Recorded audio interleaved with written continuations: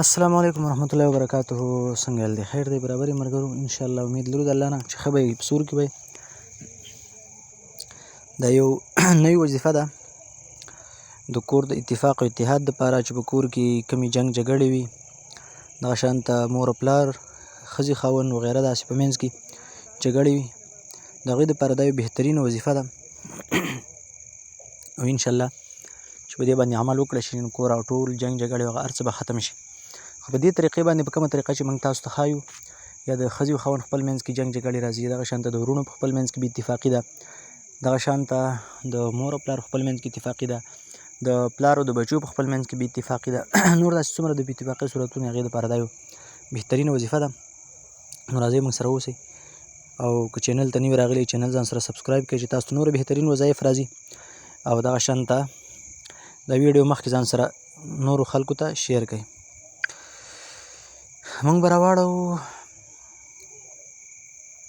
هول قرآن به کلاو کړو، او بیا په هغې کې چې موږ راشو 21 پارې ته، د اتلو ما اوحیه 21مه سپاره، او په دې کې سوره روم راواړو، او سوره روم کې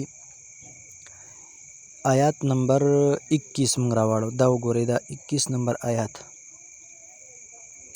د دې ځای نه: ومن آیاته ان خلق لكم من انفسكم ازواجا لتسكنوا الیها وجعل بینکم موده ورحمه ان فی ذلک لآیات لقوم یتفکرون. دا آیات دا به د 21 ورځو پورې 101 مرتبه په خوږ شیز باندې وایي، او که چېرته د ښځې او د خاوند په منځ کې بې اتفاقي نو دا وظیفه کولی شي. الله رب العالمین بې انتها مینه او محبت پکې راولي. دغه شان د پلار او د بچو وي نو بیا به 3 ورځې استعمال کې 101 مرتبه په څه خوږ شیز باندې دمی، لکه مثال په طور چیني یا ګوړ هغه دې په چیو کې اچوي چې ټول کور اسکي، ټول کور دپاره به دا څه وي زیات مفید به وي چې ټول کور اسکي، اتفاق اتحاد به راشي، جنګ جګړې به ختمې شي او ورورولي به راشي.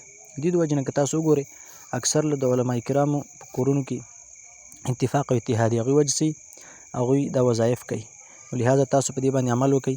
ومن آیاته ان خلق لكم من انفسكم ازواجا لتسكنوا الیها وجعل بینکم موده ورحمه ان فی ذلک لآیات لقوم یتفکرون. بس دغه یو آیات 101 مرتبه 21 ورځې چې کله د ښځې او د خاوند منځ کې بې اتفاقي، او چې نور کور په منځ کې بې اتفاقي، هغې دپاره ده 3 ورځې ویلی شي. 3 ورځو نه خیر ویلی شي، خو کم سے کم لکه 3 ورځې، یا د وروڼو په منځ کې بې اتفاقي، یا د پلارو د بچو، د مور او د بچو، دغه شانته خپل منځ کې د وروڼو په خپل منځ کې بې اتفاقي، نو دا ویلی شي.